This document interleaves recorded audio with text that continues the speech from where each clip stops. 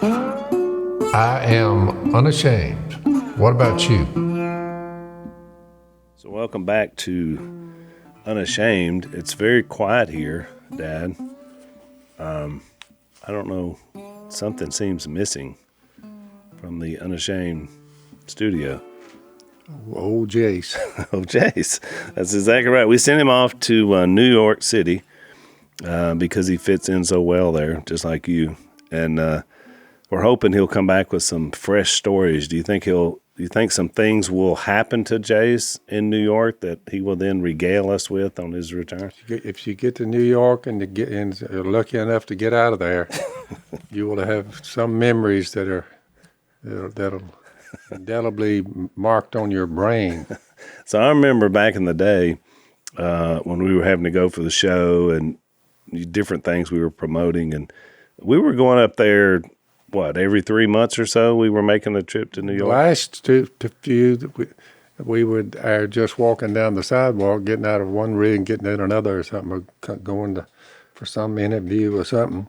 But I noticed little crowds of people would gather up. Yeah, you stood out there. Even a bunch of rednecks from Louisiana going up there, you know. Well, you go to one of the last things we did was we actually were promoting Blaze. I don't know if maybe it was the podcast, and we were in Times Square, which is this massive screens, and they thought Jace was a homeless guy, so he was escorted from the building. Yeah, he got escorted out famously. I got back to Trump. He was the owner of the Trump Hotel, so Trump sent us a few letters, you know. He did. This was pre-president, but yeah, he took care of us. And Willie had some change put into his coffee, a fresh cup of coffee, thinking he was in need. So I guess you're the only one that really hadn't had a homeless story in New York, although a lot of people recognize who you are. New York is one of those kind of cities where a lot of people come from around the country, so a lot of you Heartlanders, you come to New York and then you see Dad there, and it was... I wouldn't live there. No, I wouldn't either. I just wouldn't do it. So you said, I don't know if you remember saying this, we're in Times Square, and you're looking around because it's just giant screens. Remember that? Oh, yeah. Giant screens. I mean, like building-sized screens. Oh, I know. And you looked around, and you said, Al, everywhere I look, there's gyrating humans. Yeah. That was your line. Yeah. And it was like, welcome to New York, Phil. Yep. But anyway, that's where we had to go to promote the show and do all this stuff like that. So Jace is there. He's going to have some stories when he comes back, because everything that can happen to someone usually happens to Jace. And so once we get his embellished version, it should be fun next time. So, Dad, I was thinking, I woke up this morning and I was spending in my prayer time, and I thought about Psalm 90 for some reason. I want to read it and get your take on it, because you made the comment when I came in that when you look at me, you realize you're old, and I feel the same way about you. So apparently we're both older men now, and we're getting old together. But Moses wrote one psalm, possibly a second one, but they're not sure. But we know he wrote this one. And it's a doozy, and I want to read it because it's really interesting, especially kind of where we are in life. So it says, Psalm 90, Lord, you have been our dwelling place throughout all generations. Before the mountains were born, or you brought forth the earth and the world, from everlasting to everlasting, you are God.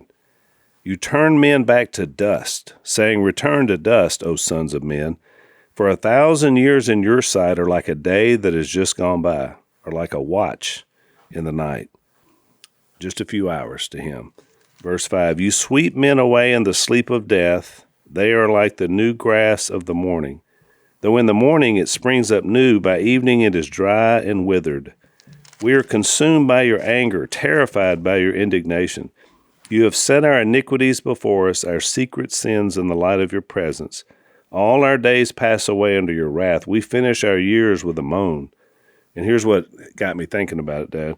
Verse 10, the length of our days is 70 years, or 80, if we have the strength. That means that I'm 77. Yep. The length of our days is 70. I'm past that, Al. Or 80. I may make 80. I'm if 70. You have the strength. Yeah. Yeah, I'm almost there, Hal. You're almost there. Yet their span is but trouble and sorrow, for they quickly pass, and we fly away. Who knows the power of your anger? For your wrath is as great as the fear that is due you. Teach us to number our days aright. Yep. That's interesting. That we may gain a heart of wisdom. Relent, O Lord, how long will it be? Have compassion on your servants. Satisfy us in the morning with your unfailing love, that we may sing for joy and be glad all our days. Make us glad for as many days as you have afflicted us, for as many years as we have seen trouble. May your deeds be shown to your servants, your splendor to their children. I love that idea of generational. May the favor of the Lord our God rest upon us. Establish the work of our hands for us. Yes, establish the work of our hands. And he does. He moves forward, and he establishes his work. Yeah. But the good news is, any way you slice it, if you've gone under the knife and they put you to sleep, you're there and your eyes closed. And I had that done on this back problem here. Yep. And what I learned was 1001, I'm back and saying, y'all gonna get on this thing or what? When are we going to start? They said, we're done with it. The surgery's over. No time passed for that hour that it took them to do that. No time passed. I closed my eyes out and looked. I opened them. I looked around. It's like you'd never left. Like I never left. That could have been 100 years, same effect. Yep. It could be 1,000 years, same effect. Yep. To us, the resurrection of the day, as Jesus said, I'm the resurrection. Right. You'll sleep. So you hit 75 or 80, bump, you take a nap, 1001, that's all it takes. Your eyes are open. If it's 10,000 years, Right. to you, no time passes. It's just 1001, you're back awake. Whoa, You're what happened? Yeah, when are we going to... Now, if you're in hell, I'm not quite sure that you had a good rest. We don't know what it's going to be like. For that second or two, I don't know, Al. We don't know what it's going to be like, but it's not going to be good. That's right. That much we know from Scripture. So here's what I found interesting about this text. So Moses wrote this over 3,500 years ago. He wrote those words. Yep. 3,500 years have gone by since he wrote those words. How relevant are they to 2023? How relevant are those words 3,500 years later? Yeah. And lo and behold, Jesus went on top of a mountain, and there's There Elijah and Moses standing there talking it over. That's right. You're like, that means they never were, as we say, dead and with no reckoning. They just appeared. Moses and Elijah both had To God, it was nothing. they had a unique departure. Let's put it that way. I guarantee From they the did. planet. So yeah, and they came back and had Sure this gave me a conversation. lot of hope, though. It does me too. So I read this passage a lot, or parts of it, when I'm at a graveside, putting someone's body in the ground. Yep. Because it's a great text to remind us that this is not the end. If we believe You sleep everything's- for 1001. looking around. You're awake. You're saying, oh, my goodness, I made it, Lord. This is what you were talking This about. is it. No time patch. It's not like, oh, I tell you what, I hated that I died. You're in Jesus. Right. You're with the Lord. His power. 1 second, two at the most. You're back looking around saying, here I am. It gives a man hope or a woman. So again, we're not trying to rush the process here because, we were just talking about Pat Robertson recently on a podcast. God gave Yep. him 93 years. Yep. So you're never quite sure what it's going to be. But you being in this phase of more behind you than in front of you, Yep. I think is a safe way to put it. So what would you say is marked the work of your hands? Because he said, may favor of the Lord rest upon, establish the work of our hands. If you were looking back and you're in that sleep place you mentioned, what would you want people to say? Phil Robertson, here's what I would say about him. What would you say? I see in my mind's eye all the ones. Some shocked me that they turned to the Lord. Some shocked me because they didn't turn to the Lord. But for all of them who did, that I personally work with and pointed them to Jesus, and I see them when they get gray beards and when they return old women. I remember when they were 16, and we had a little session there, and then they gave their life to Jesus. I baptized them down here on the river, just one after the other. In my mind, I see this now. I don't know how many, but there's a lot. A lot. I just look out across here and say, oh my goodness, look what the Lord has done. Yeah. I just made sure they heard Jesus died, was buried, and raised from the dead. Yeah. So this right there makes this last 10 or 12, 15 years, it just makes it interesting. Yeah, that's right. But I'm looking at it saying, whoo, it gives you peace of mind now.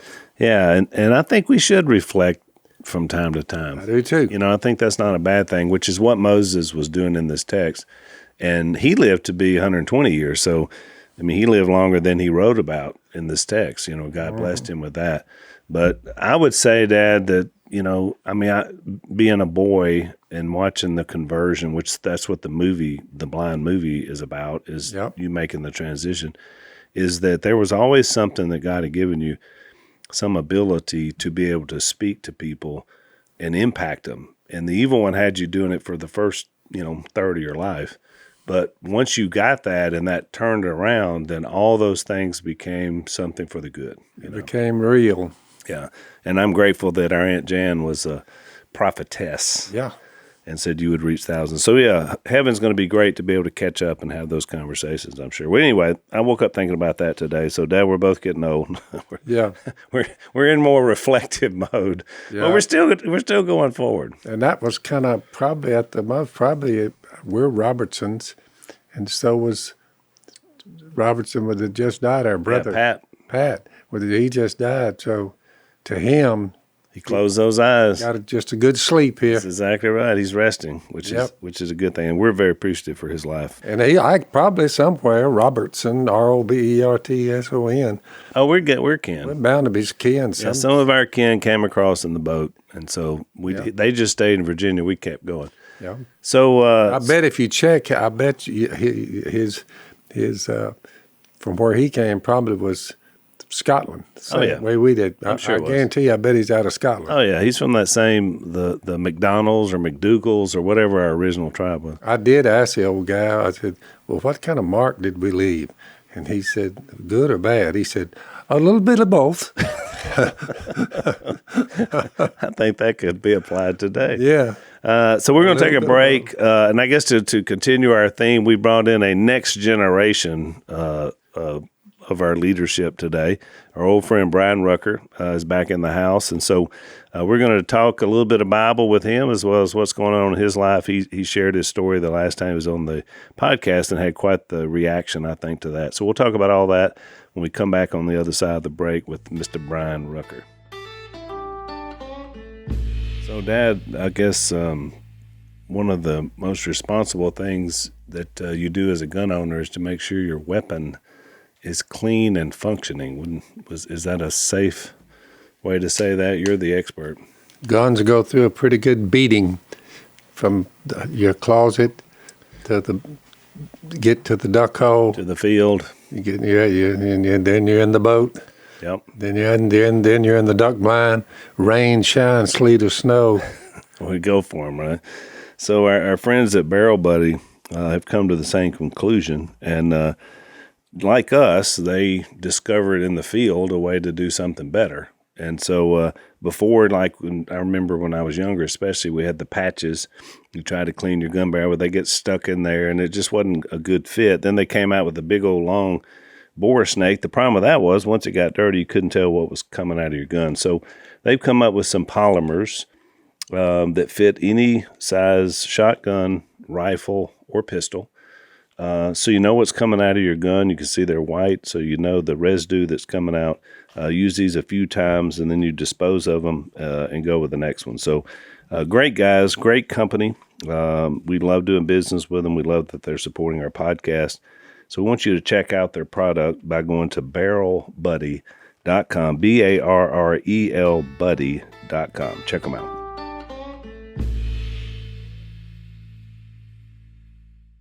Welcome back to Unashamed, and Brian, welcome back to the lair. Good. It feels good to be back, especially sitting in Jace's chair. I mean, this chair hadn't looked this attractive in a long time. Yeah, I've been as quiet as it is. Yeah, you have to be argumentative and tell a lot of stories if you're going to sit in that chair. So I could try that. I'm pretty argumentative sometimes. now I have to say, so I give Jace, I throw him under the bus on a regular occasion, but since he's not here, I can say something good about him. Yeah. Because I don't want to give him the big head if he's here. No, absolutely. So you got to keep him humble. But Jace, what he brings to our podcast is a huge component because one is he never runs out of stories, which is fantastic because we're doing a lot of talking. Two, Jace has a unique look at everything, at the world, at scripture. I mean, he always has, and I've always appreciated that about him because no matter what I look at and think about it, because I've spent my life studying the Bible, I always learn something from Jace. Mm-hmm. He's got a different twist, a different take. Oh, yeah. And so I appreciate that about him. So don't tell him, Unashamed Nation, that I said anything good about him when he gets back, but I'll just tell you that I respect him. He's my younger brother, but I really respect his diligence and study in scripture. So he's pretty good. Oh, yeah. And he helped lead you, right? That's what you told the story because he was one of the first ones you talked to at Duck Commander. Yeah, for sure. And I always enjoy listening to him speak and preach too because he uses that unique perspective in the way that he shares the gospel too. Right. And so He really does. I know we had him come speak at CR not too long ago. I think a little bit before the last time I was on the podcast, and he talked about loving it and everything. Well, everybody there loves it too because when you deal with a lot of new Christians, people that aren't necessarily churched up, you need a guy like Jace or like Phil that come in and just give it to you very, very different than what they're used to. So, it's funny. I hadn't talked to you since this happened, but a couple of Sundays ago I preached. And so Lisa was gone because we were having Jep's daughter was getting married. So they had a lot of wedding stuff on that Sunday and a bridal, whatever they do. And so I didn't have anybody at home because normally I'm off to meet them or go do something. So I'm leaving the back part of our building, which is where a lot of CR folks come and kind of congregate there. It's the smoking section. It's the smoking section. That's right. I was trying to be nice about it, but yeah, it's the smoking section, which I love stopping by there and visiting with everybody because that's where I park. And so I was leaving where there were three guys sitting out there, and it's hot. It's, June, Sunday in Louisiana. So they're hugging that little bit of shade that's next to the building, and they're waiting on somebody to come get them. Because I know a lot of people, they can't drive, no driver's license, they got issues. Yeah, we have the Druggy buggy running. There you go, the Druggy buggy. So they're waiting on it to come get them. I guess they were off running somebody else. And I said, you boys, it's hot out here. I said, y'all need a ride? And so I know you're probably expecting them. They were like, well, yeah, they're coming at some point. But I said, well, I got room. I got nowhere to go. I said, y'all want to ride? Yes, sir. So they piled in. It was three guys. And so it was really interesting because we hadn't even gotten out of the parking lot of the church, and they start peppering me with questions. Right. Which was great. I mean, not just what I just preached, but also just stuff that I'd always been wondering about. Uh-huh. And so they're staying over in Monroe, which is probably about a 15-minute drive to get over there to where they are. And so it's 15 minutes of Q&A with the pastor, and it was great. And it was really interesting because the reason you made me think about this is that one of the guys, he's a big guy, and he was from somewhere down in South Louisiana. So they're living in a recovery house over in Monroe because they're trying to get off of drugs. And so that's one of the things that we offer here is we have these houses where men and then also women can live, have structure, and deal with, trying to kind of normalize back to life without being addicted to something. And so it's a really cool thing.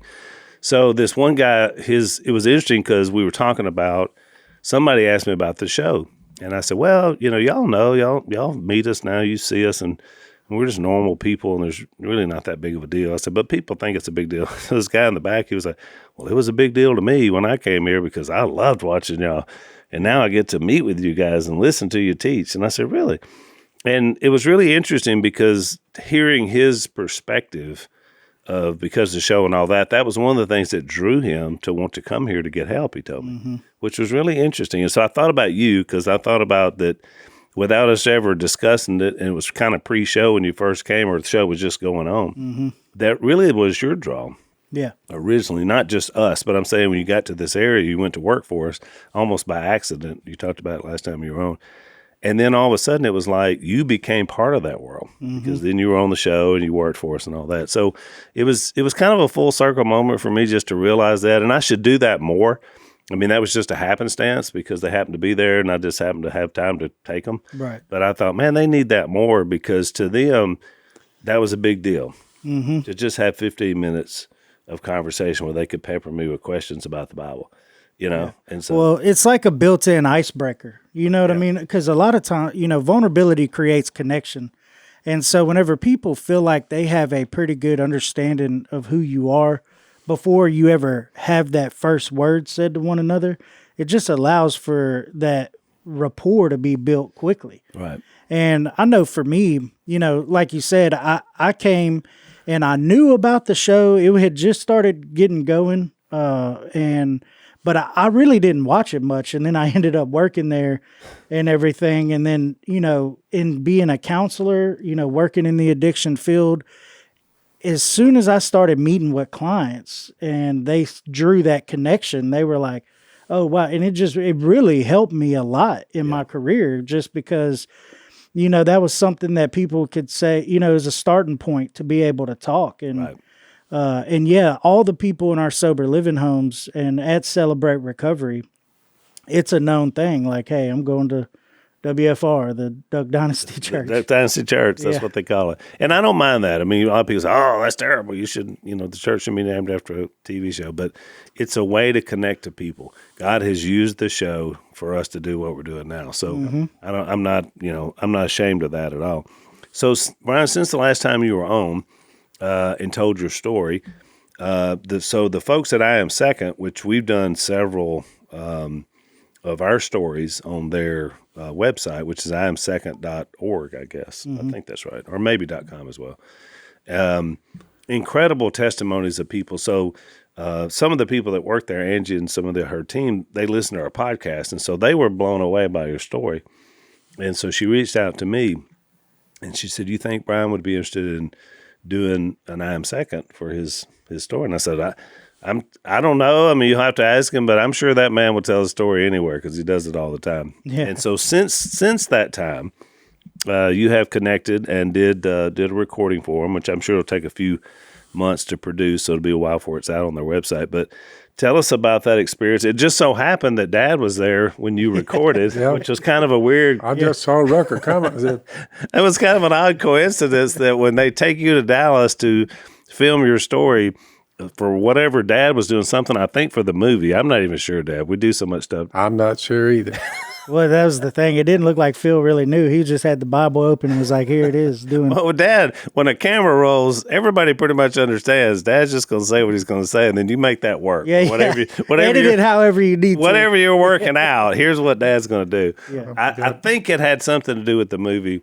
If Zach were here, he would know. But I knew that they were filming it because we're kind of doing some cross-promotion with I Am Second and The Blind. Yeah, and that was part of the reason why I was there too. Just because it's such an amazing thing that God has done through the last name Robertson. You know what I mean? Because The Blind, essentially Phil's conversion story. Well, you can trace that down, and then here I am.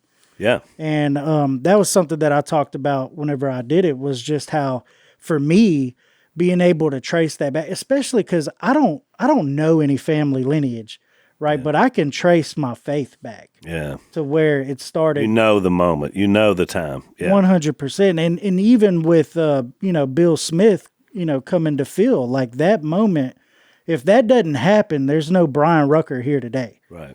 And that's just it's a very humbling and pretty amazing and awesome thing to see and to be able to be a part of, but.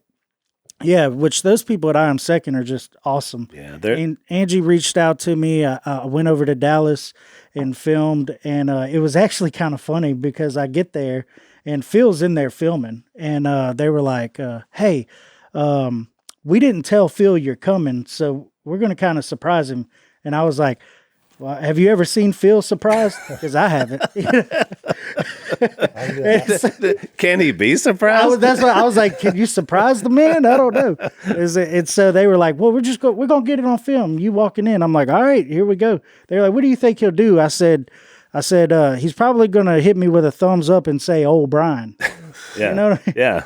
But man, and that was really cool for me too, because I walked in, Phil gave me a hug. I was like, "Man, here we go." There we go. We're ready. Really cool. Let's take a break.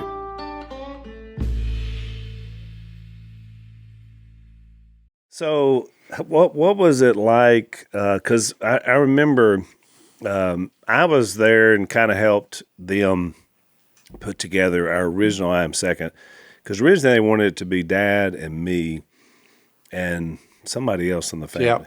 Jep. I think it was. Yeah. Well, actually, it was Dad and me and Reed. And so, Reed. Because we were talking about being a prodigal. Mm-hmm. But I felt like that at this point in time, it was important for Jep to tell his story, because the show had just started, and I felt like that's better than me telling mine, because I'm telling mine all the time. So I encouraged them to put Jep in that slot, into my slot.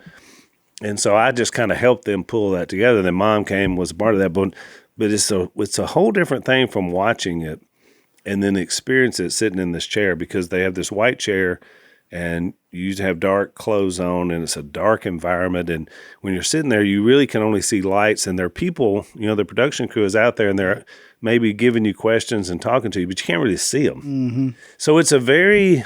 it's different. It's different. It's a different way, because you and I have shared our stories in many, many settings, but that was unique. And so I wanted to ask you about that, kind of what that was like, and as you were kind of going through it in that setting. Yeah, honestly, it was it was challenging, and I almost think it's by design too, because there's times when you go and speak, especially like on a stage with a crowd there, and you share the gospel, you share your story. Sometimes you walk off of the stage very like encouraged, almost like, man, like that went really well, and that wasn't necessarily the case. Yeah, there, because you weren't sure. I wasn't sure, and it was difficult because, for most people that speak, especially guys like us, the crowd kind of helps me. Yeah. So I'll tell a couple of jokes, they start laughing. I'm like, okay, all right, now let's get into it. That can be me, right? Well, I start by telling jokes. Can't nobody laugh, because it's all it's silence. So it's silence, and I'm like, oh boy, here we go, And so it was really different. It was a challenge, but and I talked to one of my close friends, Grant, and he was like, man, that just means that whenever it turns out to further the gospel and be great, you can't say it had anything to do with it. That's exactly right. No, I agree 100%. I love what they do. Check them out if you've never looked at their stuff, and it'll be a while for Brian's is on there, but it's well worth it. So another thing has happened since you were last on, Rucker, so you got to talk about, you are engaged. I am. To be married, which happened... 3 months ago or so? We actually got engaged in January. Okay. Her birthday is January 28th, and me, I'm a little bit extra, so I proposed on her birthday. I had so this was your birthday gift to her. Yeah, right. Was you? Like, yeah, you're welcome. She's an extremely lucky girl. It's better than me. I said, well, I'm Miss K, I'm getting out of here. You're in the 11th grade. I'm in the 12th. I just graduated. Been good knowing you. Adios, amigo. She said, wait just a minute. You ain't leaving without me going with you. I said, talk to your mama about it. She did. She Boy, said, that is so romantic. Oh man, you just We should make a movie about that. That whole scene is. I'm sure all that's going to be in the movie. I mean, I just said, look, I'm picked to leave here. I mean, I'm going to play football, scholarship, Louisiana Tech. I said I could have gone to any college I wanted to. I'll go over there. It's closer to home. And I said, see you later. She said, wait a minute, hold it here. No, that's not going the way they work. I'm going with you. I said, and it turns out, she was 16. I wanted to tell her mama so they wouldn't get me for kidnapping or something. Yeah, I mean, she. It's a different time back then. It's a different A little time. different than A little today. different day. Mom was 16, Dad was 18, just to fill in the blanks.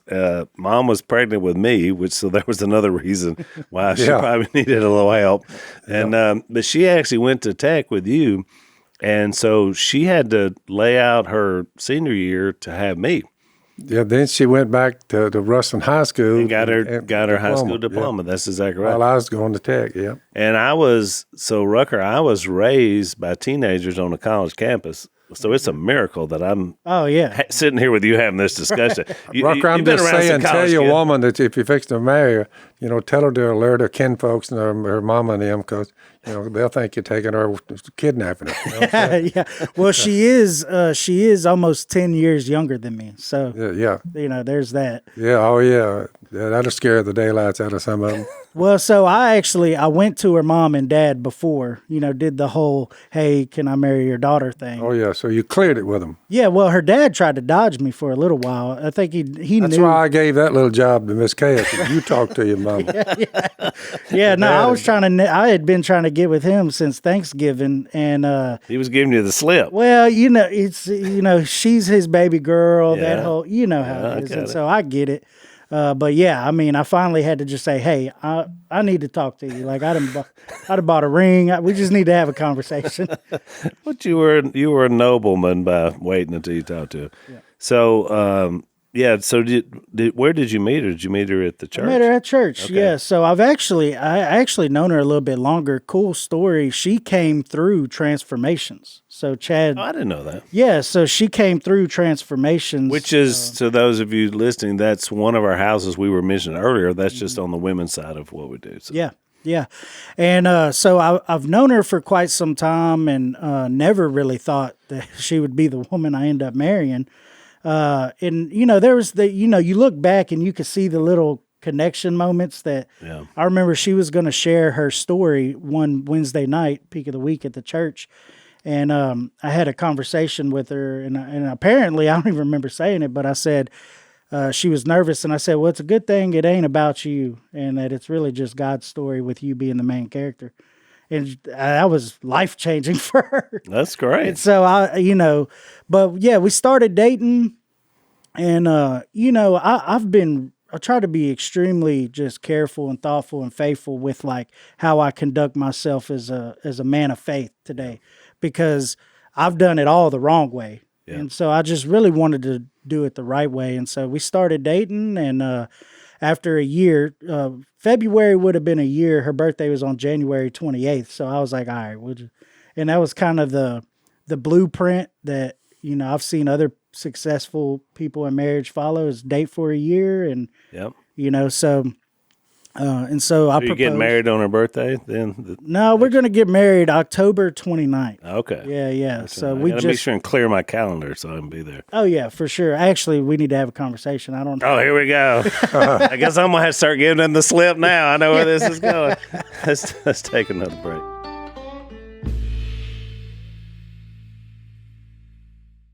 One more thing about that before we leave it. So your son, because we talked about your son from a previous relationship, pre-Christ even. Yeah. So that's good with has he made a relationship with your fiance yet? Or? Oh yeah, like it's kind of funny because that's a big deal. I mean, that's what I'm saying. Oh yeah. Well, he's 13 now, and his mom has remarried a couple times and everything, and so I wanted to make sure that he wasn't like this. Wasn't that? This was something different. This was rooted in Christ and everything. And man, he's just such a good kid. I really don't know where he gets it from.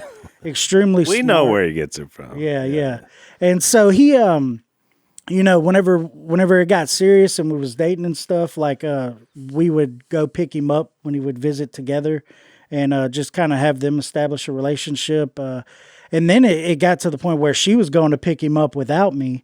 And Noah's mom and her, they've had a conversation. And it's really a blessing that me and his mom have gotten to where we are as far as a friendship. Yeah. And it's almost like God just worked everything out. And the cool thing is, like last night, literally what we did is we're all in different places. She's at her house. I'm at my house. Noah's in Texas at his mom's, and we all got on Xbox and was playing the video game together. Yeah. Like just as a way to hang out, do something together, even from afar. Well, and it's really neat, Brian, because I know there's a lot of blended families that are listening, people that both came from one or maybe are experiencing one now.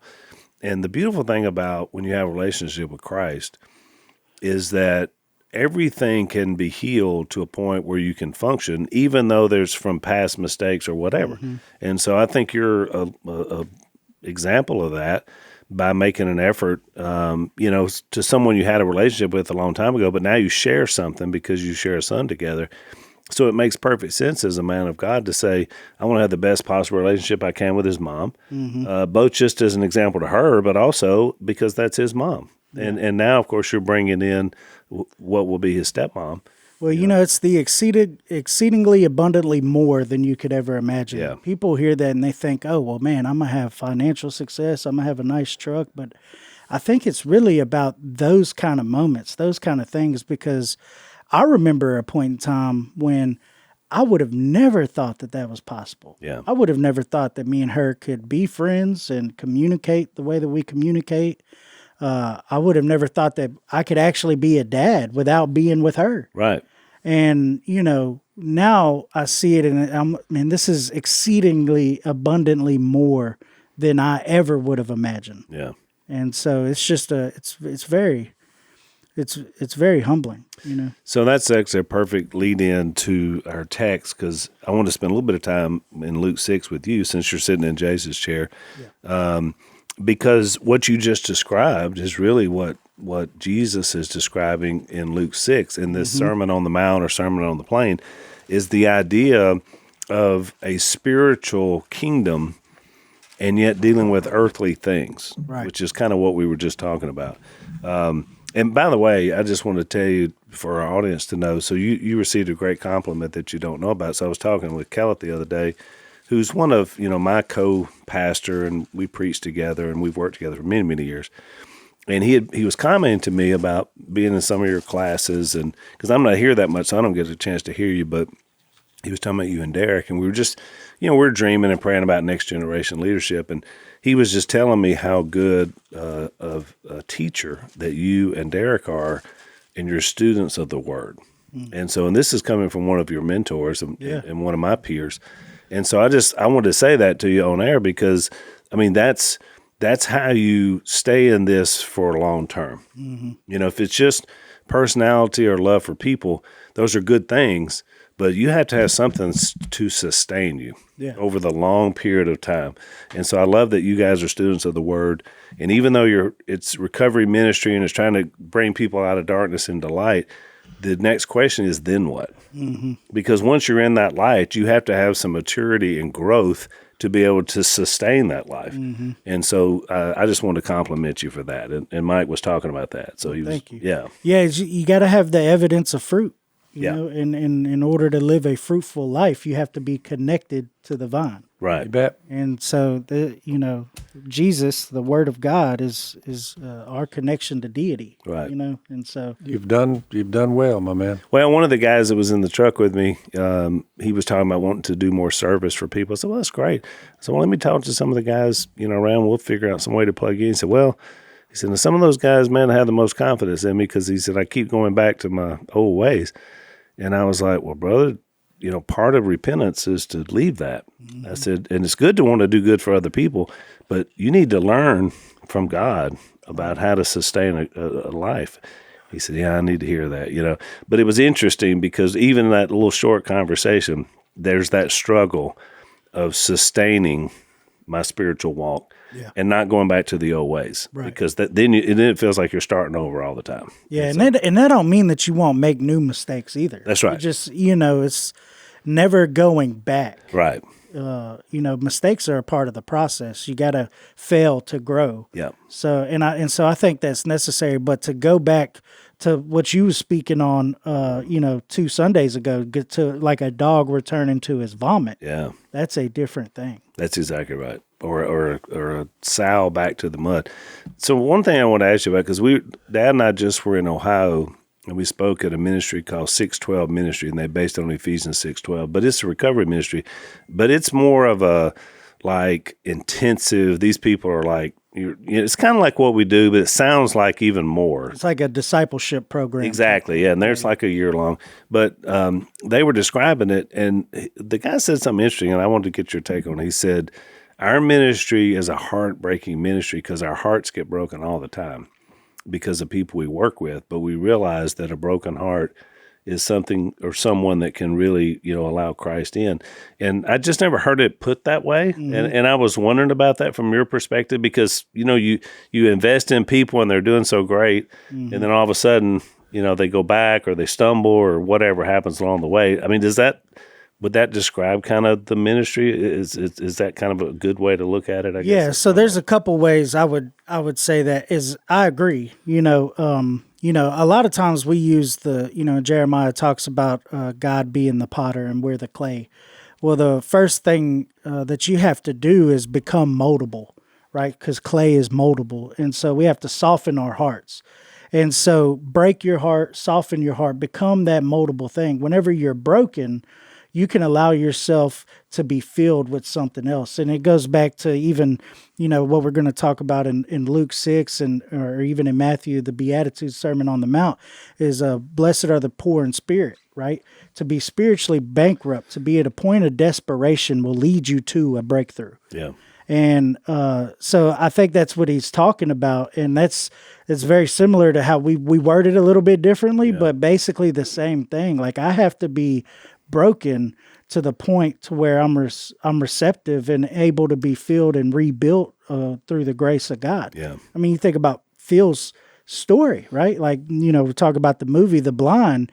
There was brokenness that led to that breakthrough, to him surrendering to Jesus. That's it. Yeah, I always said you can't help others build unless God has rebuilt you through the process, which is important. Let's take our last break.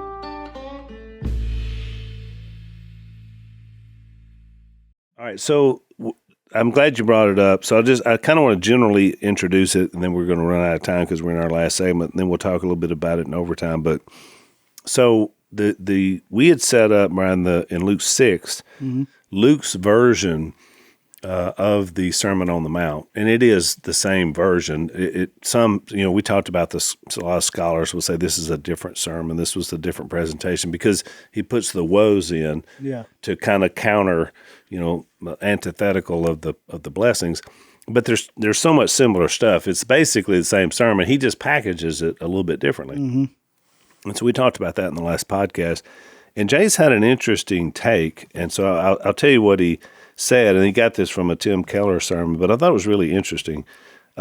He kind of took those 4 blessings and talked about it, that how people in the world, you would look at this as being powerful, being comfortable, being successful, and then finally, because it was how people view you, being a celebrity was the word he used, which I found was really interesting because when I look at those 4 terms, I think, well, that's what the world is striving for. Yeah. That's a Hollywood celebrity. Right. But then he comes back on the Jesus side and said, but what he comes back with is weakness, sacrifice, mourning, and exclusion.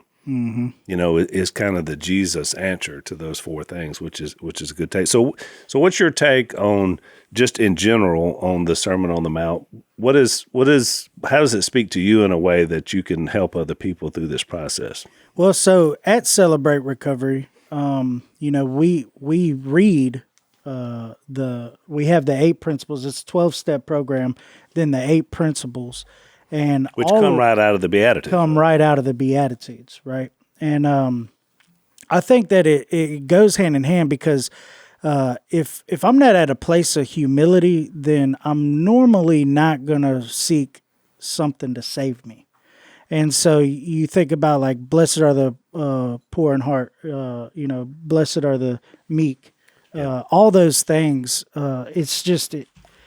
in order for somebody to understand that they need a savior, in order for somebody to be able to get to a point of growth, they have to get to a point of submission, right? Because you read all throughout Scripture here, and you look in the New Testament, it's like live a life submitted to God. I'm getting ready to do a sermon series throughout the summer on James. That was one of those Kellett things. Yeah. I don't know if it's a test or if Kellett just wanted me to do it. So I'm going to just go with it. But going through James, and, there in James chapter 4 is live submitted to God. Yep. Right. And if I could get to a point of submission to the Creator, to the name above all names, the King of Kings, then I can allow for some pretty amazing stuff to happen in my life and to be used to the furtherment of that gospel. Right.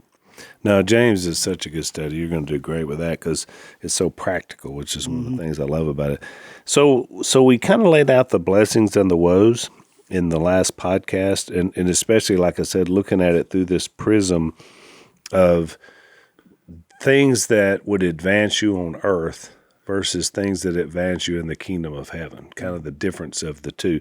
And so Jason made a pretty strong point that Matthew in the Sermon on the Mount, he naturally takes the physical into the spiritual by using poor in spirit. And said, but Luke doesn't do that.